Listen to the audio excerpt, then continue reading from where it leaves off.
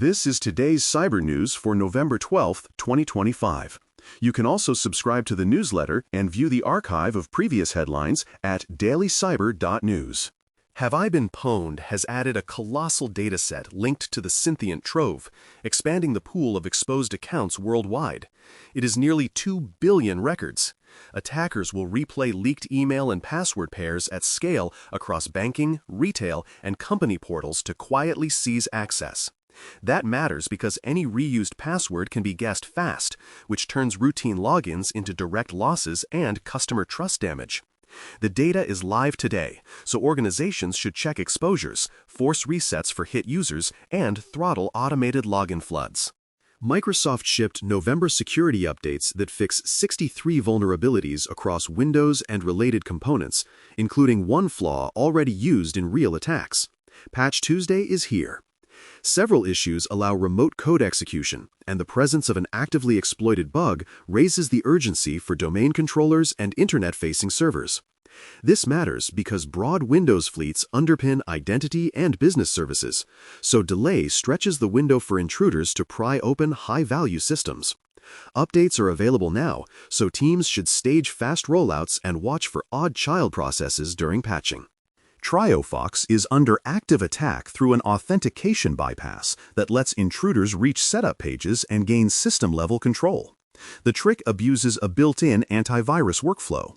Because TrioFox brokers file access for remote workers, a single compromise can spread tools and persistence while users keep working as usual.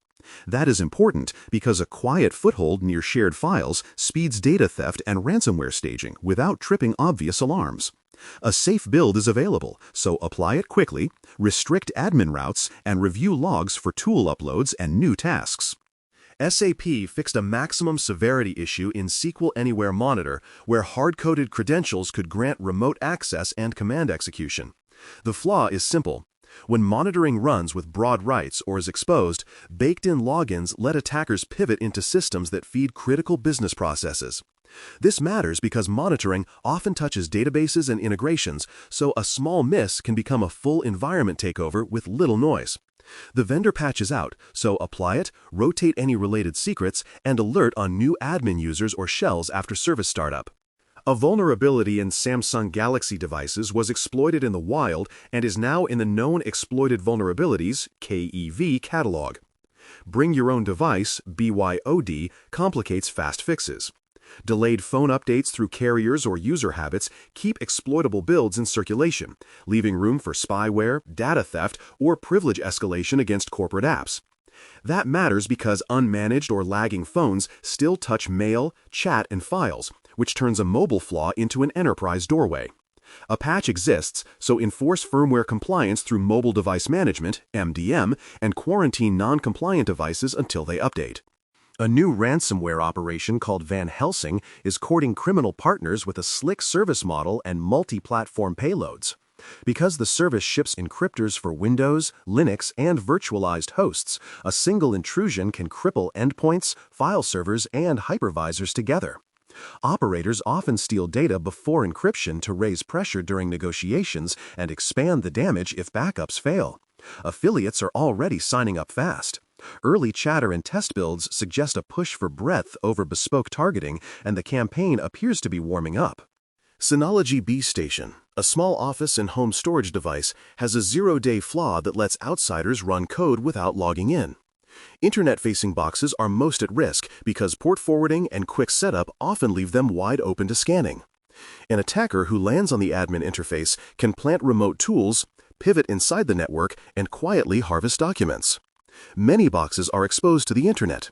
Updates are in progress, and defenders should restrict wide area access until fixed builds roll out to every deployed device. In Brazil, criminals are using a strain dubbed Maverick to hijack active banking sessions tied to WhatsApp Web on desktop browsers. The malware watches for bank pages, then piggybacks on the user's authenticated state to move money or enroll new payees. Because it rides a real session, many fraud controls treat the activity as normal user behavior, which weakens standard checks. To the bank, the fraud looks normal. Investigations show the campaign is active now, so payment teams should enforce out-of-band verification for new payees and urgent transfers. The bootloader operation has returned with a trick that hides malicious code inside custom web font files on booby-trapped WordPress sites. Victims search for business documents, land on convincing pages, and unknowingly run scripts that unpack payloads from the font resources. This blend of search poisoning and stealthy delivery helps operators slip past simple filters while keeping the page content looking legitimate. To most users, the pages look clean. Reports indicate hands-on activity often follows quickly, with domain controllers and file servers at risk once the first foothold is gained. Multiple flaws in Ivanti Endpoint Manager let a logged-in user write files to arbitrary locations on managed machines. That primitive becomes privilege escalation when the management agent runs with high rights, letting a low-privilege account plant a malicious service. Because enterprises rely on this tool for patching and configuration at scale, exposure spans many systems across business units and regions. At first glance, it looks like routine admin. Patches are available, so teams should move quickly and watch for new services or modified binaries in agent-managed paths during rollout. That's the Bare Metal Cyber Daily Brief for November 12, 2025. For more, visit baremetalcyber.com. You can also subscribe to the newsletter and view the archive of previous headlines at DailyCyber.news. We're back tomorrow. Thanks for listening.